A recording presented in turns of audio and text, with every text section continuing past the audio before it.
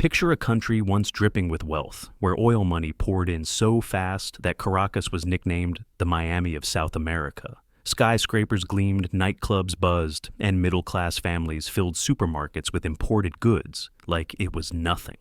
By the 1970s, Venezuela wasn't just rich by regional standards, it was one of the wealthiest nations on earth. And yet, half a century later, its people line up for hours for bread medicine, even gasoline, the very resource that built their fortune. What twisted irony turns black gold into a curse? How does a land of promise collapse into hunger, corruption, and despair? This is the story of Venezuela's descent from oil-fueled paradise to a cautionary tale the world can't ignore. By the late 1920s, Venezuela was pumping out more oil than any other country outside the United States. Black gold gushed from the ground, and with every barrel shipped abroad, the nation's coffers swelled. By the 1950s, oil accounted for 90% of exports, making Venezuela one of the richest countries in Latin America. Caracas blossomed with glittering high-rises, neon-lit theaters, and wide boulevards that reminded visitors more of Miami than of a developing nation. Middle-class families enjoyed cars, imported appliances, and American fashion's luxuries unimaginable to many of their neighbors. The sheer velocity of wealth made people believe prosperity was not just a phase, but destiny written in crude. This was a time when Venezuela felt untouchable, as if oil would insulate it forever from the hardships that haunted the rest of the region. Politicians promised stability, businessmen boasted about modernity, and citizens basked in the illusion of endless abundance. The oil boom built highways across jungles, brought foreign engineers in droves, and filled universities with students expecting lifetime security. To many Venezuelans, the future seemed guaranteed, as if the wells would never run dry. Looking back, it's almost eerie an era of dazzling optimism standing on a foundation far shakier than anyone dared to admit. What happens when the money tap suddenly runs dry? In the early 1980s, oil prices collapsed, and Venezuela's once bloated treasury shrank almost overnight. The government, addicted to easy oil revenue, found itself drowning in debt, while corruption spread like wildfire. Politicians lined their pockets, banks crumbled, and ordinary people watched savings evaporate as inflation spiraled. By the late decade, trust in the system was eroding. Fast, every promise of prosperity felt more like a cruel joke than a plan. Then came February 27th, 1989, the day everything snapped. A sudden hike in bus fares triggered by austerity measures and subsidy cuts sparked massive protests in Caracas. What began with angry commuters turned into nationwide riots, looting, and chaos known as the Caracazo. Security forces unleashed brutal crackdowns, killing hundreds. Some estimates claim over 1,000 dead bodies buried in mass graves. For millions, the illusion of stability was gone, replaced by the raw memory of soldiers firing on their own people. From that point on, Venezuelans carried a scar, a permanent reminder that the state no longer stood with them, but against them.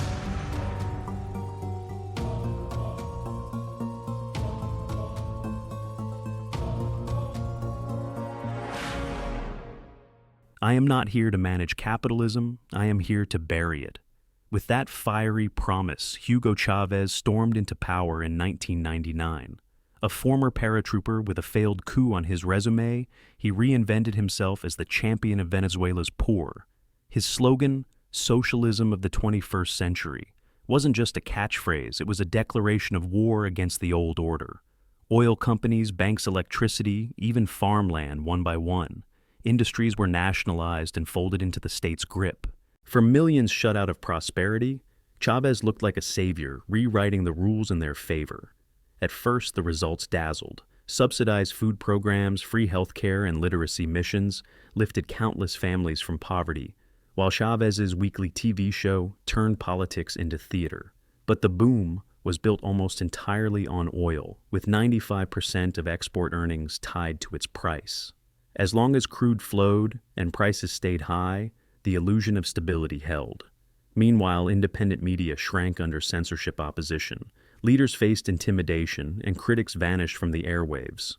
By the time Chávez won his fourth election in 2012, The stage was set, a nation basking in populist benefits but tethered dangerously to one volatile resource and one man's iron will.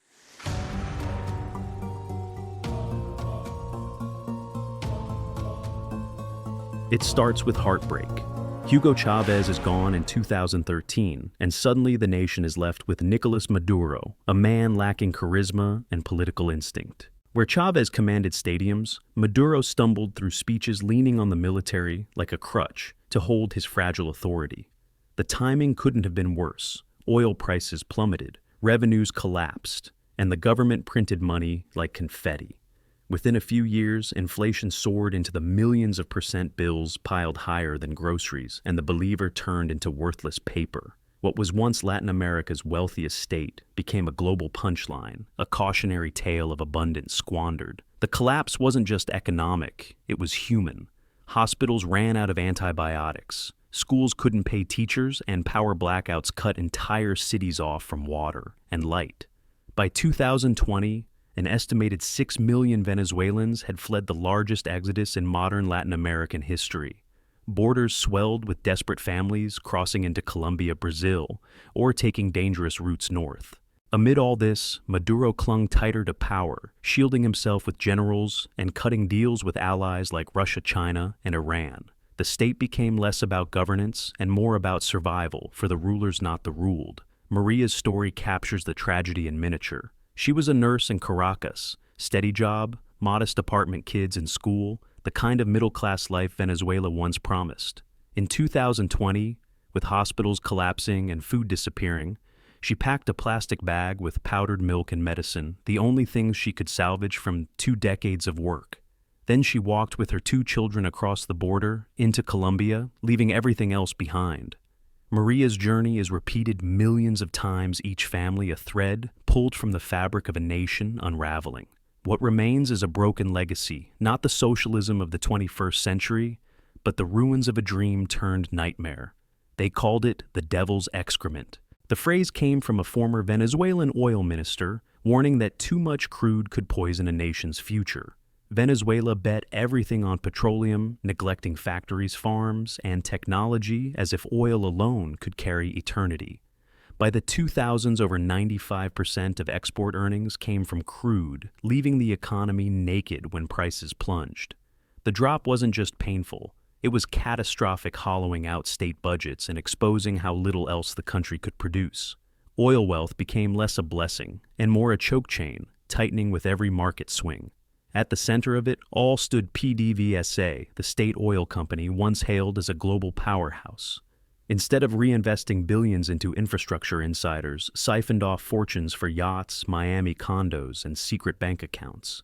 Corruption rotted the industry from within, rigs sat idle, and production collapsed, even though Venezuela held the largest proven reserves on Earth. Ordinary citizens saw none of the windfall, only shortages, blackouts, and empty supermarket shelves. The so-called resource curse wasn't abstract anymore. It was a lived reality, turning black gold into the cruelest illusion of prosperity. In the end, Venezuela discovered the hard truth: you can drown in oil and still die of thirst. Step into Venezuela today, and it feels like 2 realities stacked on top of each other, both incomplete and both suffocating. Nicolás Maduro clings to power through the army and loyal courts, yet his government is widely condemned abroad as illegitimate. The opposition rallies under figures backed by Washington and Brussels, but on the ground their reach is paper thin. For ordinary Venezuelans, the battle for democracy isn't fought with speeches. It's lived daily through empty shelves, blackout nights, and dwindling options. The fight isn't over ideology anymore. It's over survival, and neither side seems capable of delivering it. Then came a new twist. In August 2025, the U.S. ordered 3 Aegis-class destroyers armed with Tomahawk missiles and subsurface capabilities, along with about 4,000 troops to patrol the Caribbean waters near Venezuela. It's a show of force bent on drug cartel interdiction, but Maduro slammed it as illegal regime change and declared it a direct threat to regional peace. Venezuela's reaction reflects defiance, but also reveals just how cornered the regime feels, turning a domestic crisis into a military standoff. So, Here we are, sanctions tighten the noose, yet oil still trickles through back channels. Military pressure mounts, but hanging over it all is a question burning brighter than any headline. Could this standoff mark the tipping point when a government gasps for legitimacy, not through ballots but through jets and ships? Venezuela stands today as proof that natural wealth can be both blessing and curse, able to build skyscrapers and fuel dreams, yet also to hollow out an entire nation.